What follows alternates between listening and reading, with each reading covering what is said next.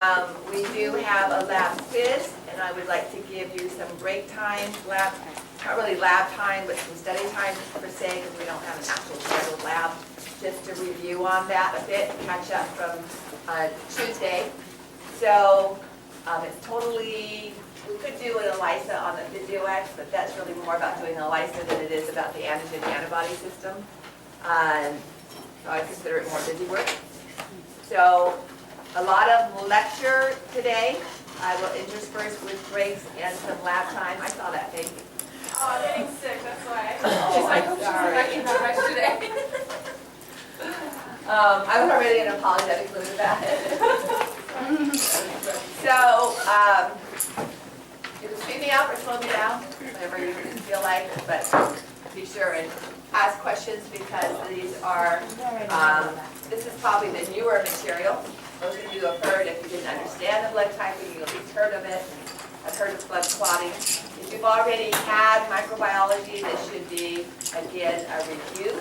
Probably a little more detailed than the blood typing was. Remember on Tuesday, the last 30 minutes or so, oh, by the way, we finally caught up. We're on our schedule. And that was because what I had assigned for Tuesday was really only about a 30-minute lecture that I turned into 25-minute lecture. But on Thursday, towards the end of class, we talked about first and second lines of defense. The first line of defense, if you recall, was outside the body. That's how I defined it. So by outside the body, it could be the digestive tract, but that's outside the body because no pathogens actually cross the plasma membrane. So it's not within the connective tissue, it's not within the blood. So we had mechanical barriers. Let's go back to that slide.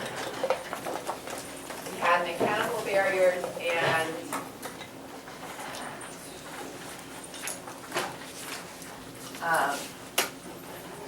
the chemicals, the tears and the lysosomal enzyme present in saliva, the acidity of the digestive tract and so on, and the actual epithelial junctions, keeping any pathogens outside from crossing the plasma membrane. Then our second line of defense was all non-specific. Okay, so anything that you recall under second line of defense, you can immediately put in the category of non-specific. Non-specific meaning there doesn't have to be any recognition between a receptor and a surface marker, glycoprotein or glycolipid or protein. So phagocytosis, NK cells, fever, the inflammatory response, and complement, and interferon. Now let me just take a moment here to review the what sometimes the students find to be a stumbling block. Two of these second line defense mechanisms did utilize antibodies. Remember what they are? Phagocytes and... No.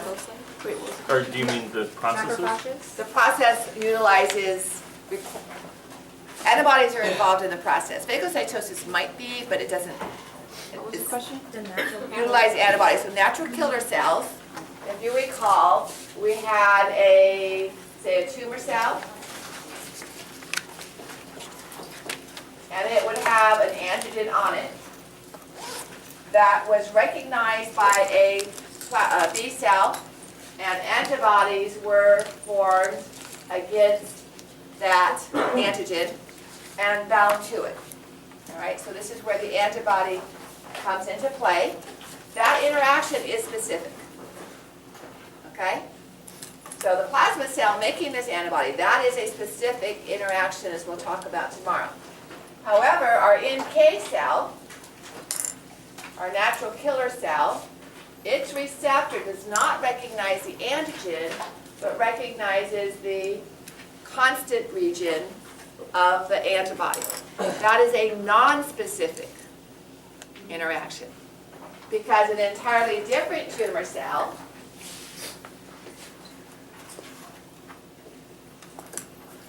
with an entirely different antigen and different antibody could also be targeted by the same receptor on the NK cell recognizing the non-specific region of the antibody. Okay? So this portion of the antibody is the specific region.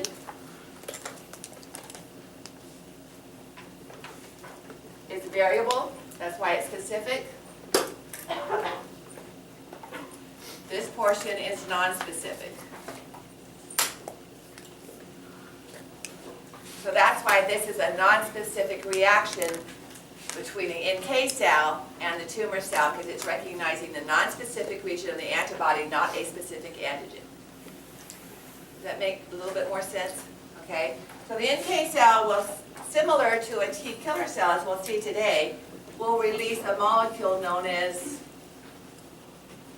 perforin, which causes lysis of the cell. Fluid comes in and ruptures the cell. So T killer cells do the same thing, but this interaction here is different. Yes? Okay, so the specific region is the antigen? The specific region of the antibody is what recognizes the antigen.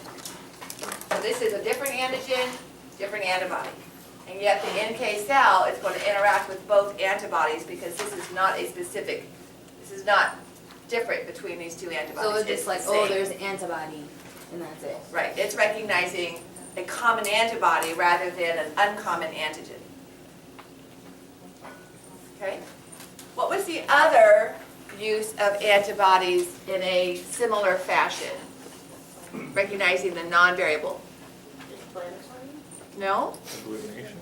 Antimicrobial? Huh? Agglutination? No? One of the antimicrobial proteins, we talked about two types. The first was interferon. What was the second? Okay, complement. All right, so in one of the pathways of complement, in the classical pathway of complement activation, instead of talking about a tumor cell here, it's most commonly a bacterium. And in the classical pathway, antibodies have coated the bacterium, and the complement is activated by coming in contact with that non-specific region of the antibody, causing it to split into C3a and C3b. All right, this is the classical pathway.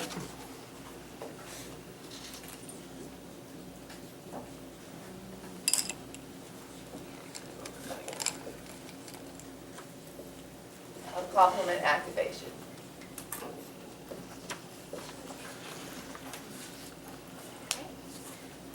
The presence of antibodies is not, that is a specific reaction, but the complement interaction itself and the NK interaction itself is nonspecific. All right, so these are included under nonspecific defense because of this region of activity. I just wanted to clarify that for you, so as we move on into more specific activities, it's not getting mixed up, okay?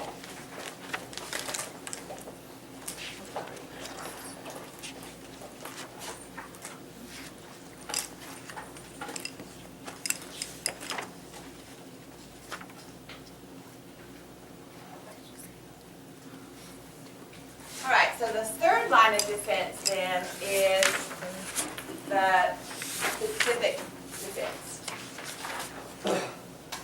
And this is interaction. Now I have antibodies illustrated over here, but that's just part of it. That's the B cell component, the humoral immunity that we'll talk about tomorrow. So an antigen is a substance which stimulates the immune response. The immune response is what T cells do in reaction to coming in contact with an antigen. One of the best examples of circular reasoning that I found in your textbook. So, what is the immune response? All right. An antigen, a better terminology is an antigen is a substance, small molecule, but if it's too small, it's not antigenic, which by stimulation means is recognized by receptors on T cells and B cells and triggers specific release of antibodies that matches those components or specific cell-to-cell interactions by the T cell. So an antigen, we've been using the antigen term so far as that's the portion of the molecule that the antibody or the T cell receptor recognizes. In more correct terminology, what an antibody or a T cell receptor is going to recognize are regions on an antigen. All right, and these are called epitopes. So it is really this surface right here that the receptor is going to bind to rather than the entire structure. So to further illustrate that in a cartoonish fashion, the antibody receptor or the receptor of the T cell doesn't look like this, as it's part of its Y form, okay? That would be the whole antigen. Instead, it recognizes and responds to, I'll leave that up there for comparison. It recognizes and responds to one component of that at its receptor, at its variable end. And this is that one component is called the epitope.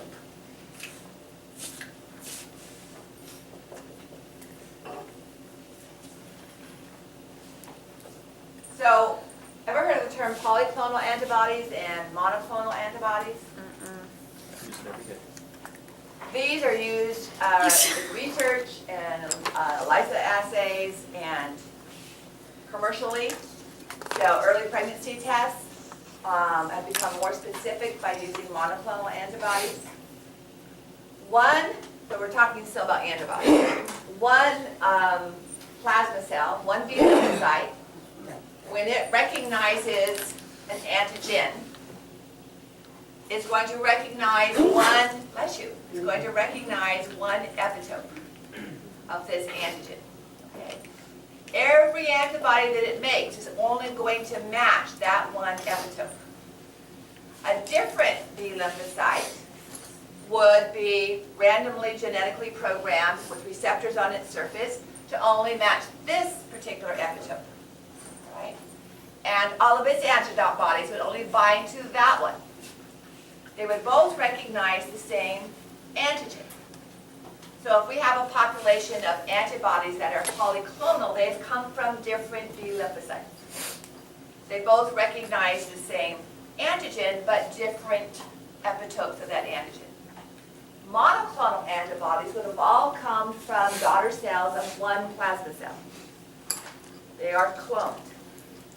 Right? So one plasma cell recognizes this epitope, and then it multiplies and creates memory cells and undergoes cell division, and every daughter cell would create antibodies only recognizing that one epitope.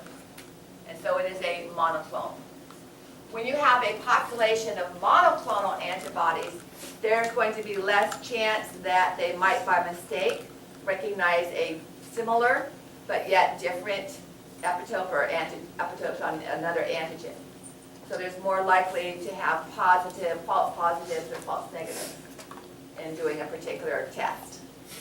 So monoclonals are thought to be more specific. Yes? So are epitopes just different antigens that No, make and bodies? they are smaller regions of an antigen. Okay. So if we have a pollen or something that is an antigen, it would have different regions on its surface that each T cell receptor or B cell receptor would actually recognize. The antigen itself is the whole, usually this if we had a molecule just this size, it would be too small to have immunogenic properties. We would have to attach it. Sometimes that's done. So if in science, if you want to make antibodies against something to use an experiment, and it's too small, you would conjugate it to a larger molecule to be able to trigger the immune response, which is what they would be recognized by the cell. All right, that's as much as I really want to go into that because we're going to spend more time tomorrow on actual antibodies. All right, but that's what we're looking at as far as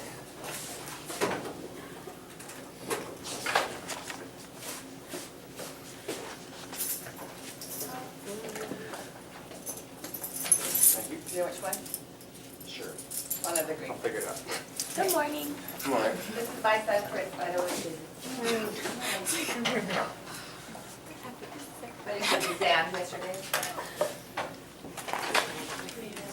I know.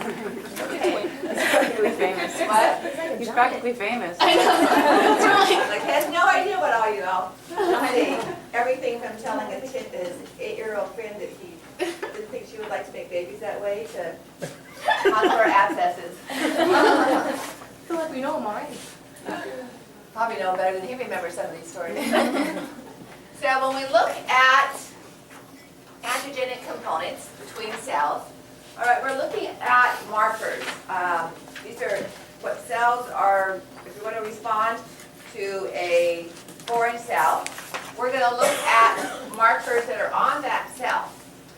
And the cells that have the ability of recognizing these markers are components of the immune system. So every cell, if it has a nucleus, all right, any cell is going to have proteins on its surface.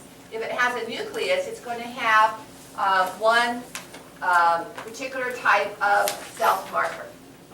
And so to function in the immune system, our immune cells have to be able to recognize or at least process these markers. And so we have, back to the cells of the lymphatic system, a couple of the major cells that we mentioned that are just present in lymphatic tissue. And we have our T lymphocyte. I'm on page 66, by the way. And remember, in the blood, you can't tell the difference between a T cell and a B cell unless we add antibodies to search them out. And there are 3 major types of T cells. The T helper cell, which is required for both B lymphocyte and T lymphocyte activity. The T killer cell, which is what we mostly talk about when we talk about a cytotoxic or just a plain T cell. We're usually describing the T killer cell. And the T suppressor cell. Anybody remember when in the last 8 weeks, 9 weeks, we would have been most likely, I would have been most likely to have mentioned a T suppressor cell? The When have reproductive we system? talked about that we would have needed to suppress the immune system? The reproductive? Yes, implantation. So there's a suppression of the mother's immune response with implantation of the embryo. And you see an increased number of T suppressor cells in that decidual reaction of the maternal stratum functionalis. Then we have the B lymphocyte. Remember, when the B lymphocyte is activated, it's going to modify its cellular structure and organelles to be the plasma cell. Typically, your plasma cells, however, are going to be in the connective tissue. It's a little unusual to find it in the blood. Yes, sir. So, okay, connective tissues. So plasma cells aren't the same as, they're not in plasma? No, they typically are going to function in response to a antigen, which is a foreign virus or whatever. Not in That's the blood, no? typically not in the blood. It's going to be in the lymphoid tissue, so the diffuse lymphatic tissue, the lymph nodes. So when you look at blood, like you did on Tuesday or last week, you're not going to see plasma cells unless you scan a blood thing. You don't count plasma cells unless there's some kind of overriding infection or immune response. And then the macrophage, okay? And it's another antigen-presenting cell here is the dendritic cell. So these, what do we have, APC? You probably should know what APC means. Doesn't it tell us? Antigen It does. presenting. Oh, Then you should know what it means. oh. Like, write it down. Clue. Sorry. In 5 days, you might want to know what it means. So both of these cells, to be antigen-presenting cell, and the other type of antigen-presenting cell is the B lymphocyte, all right? That's also an antigen-presenting cell, are phagocytic. And they are going to phagocytose, as this macrophage is showing in the illustration over here. Hopefully you recognize that this is the plasma cell and this is the macrophage, okay? And lymphocytes over here. They're going to phagocytose the pathogen, foreign cell, and digested in lysosomes, and then particulate, components of those digested materials are presented on the surface. So when a T cell and a B cell respond to this, they're not responding to something inside the macrophage. They don't have access to that. It has to be on the plasma membrane of the macrophage or the B cell or the dendritic cell. All right, so this is a simplified overall version before we get into the details about what we're going to look at today. What we're primarily focusing on today are two things. First of all, the activation of a T helper cell. And that was one of our groups of T lymphocytes. T helper cells are required for the activation of our T killer cells and, as we'll see tomorrow, our B lymphocytes. So they're integral in both pathways, the cell-mediated and the humoral-mediated forms of immunity, which is why HIV is such a devastating virus and the AIDS syndrome, because in losing T helper cells, it's kind of a factor X, if you will, of both arms of the immune system. So down here we have, and I'm just going to go through this, we're going to follow this pathway today, and come back tomorrow and follow this pathway, right? I don't know. I made some modifications, and this was modifications from last year, but I don't remember it went back up on the screen. So here's a foreign antigen. It's being phagocytosed by an antigen-presenting cell. It is then broken down by lysosomal enzymes, proteases, and within the Golgi ribosomal ER processing pathway, attached to, well, not the, sorry, misspoke, is then attached, fuses with another vesicle, and attached to a membrane complex that is inserted onto the external plasma membrane of this antigen-presenting cell. That's the antigen presentation. So it requires this, it's called MHC. I think, do you guys use HLA in microbiology? Human lymphocyte? No. Okay, so MHC, major histocompatibility complex. And so the green structure here is part of this antigen that was ingested by the macrophage or dendritic cell. It has various epitopes on its surface, a helper cell that has receptors that resemble antibodies on their surface, but they're called receptors. Randomly, through genetic mutations, all of them being the same, so it's not going to have different T helper cell receptors, okay? They're all going to match the same epitope, randomly comes in contact with this particular antigen. If it matches, it undergoes a series of activations. There's a cell-to-cell communication here that activates the helper cell, the T helper cell. It then releases chemicals. Remember I used the term cytokines? We'll be a little bit more specific about which chemicals are released. And that allows the T killer cell that also has the same receptor to become active and be able to interact with other cells, if this is a virus-infected cell, all right, that have that receptor on their surface. And so we're going to first talk about these major histocompatibility complexes, and then we'll talk about the sequences by which that activation occurs. Basically going to be telling you a story, not a lie, a story. Are those antigens, are they ever just really floating around, or are those attached to things? Depends on what it is. Okay. So that could be bacteria. It could be a tumor cell that has metastasized. It could be a virus-infected cell. So it doesn't have to be worm-like like that showing. All right, so on human, you can't see it very well, but on human chromosome 6 are the genes that synthesize HLA or MHC complex. You don't have to memorize that part right there, but it reminds me there is I believe it's called the island. Anybody ever read It's a kind of a science fiction type of component. They may have made it into a movie, where wealthy individuals, I think the setting is in New York City, purchase a health insurance policy, millions of dollars. And that money is used, a sample of their cells are taken, and that component of a human chromosome 6 is cloned and copied and made as part of a nucleus introduced into the eggs of a primate species known as bonobos.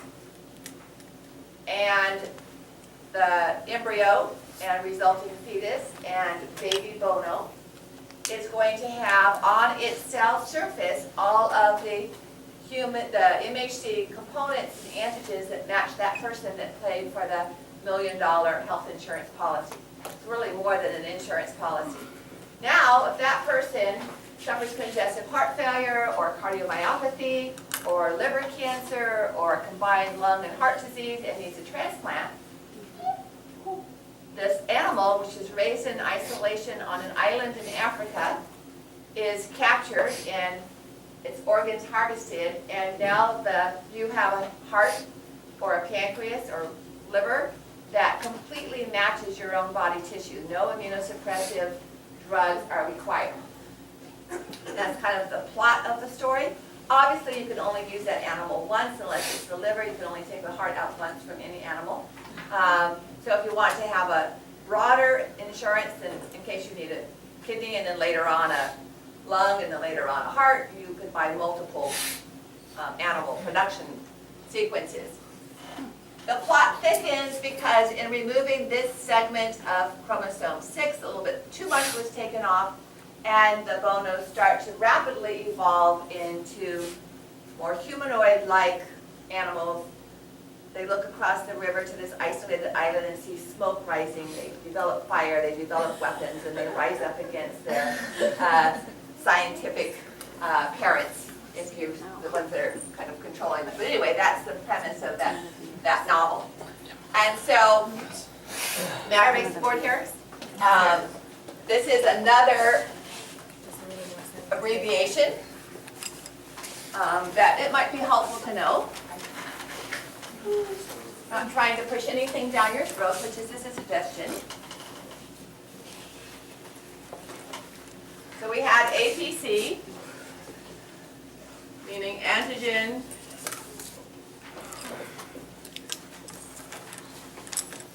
presenting cell, and MHC, which C doesn't stand for cell here, meaning a major histocompatibility, histo referring to tissue, complex. Okay. There are two types of MHC molecules. There are MHC class 1, that was the movie that was supposed to show, and somehow Microsoft 7 or whatever doesn't link to it anymore. 2010 or anyway. Moving on. There are MHC class 1 and MHC class 2. You don't have to worry about the HLA since apparently we didn't cover that in micro.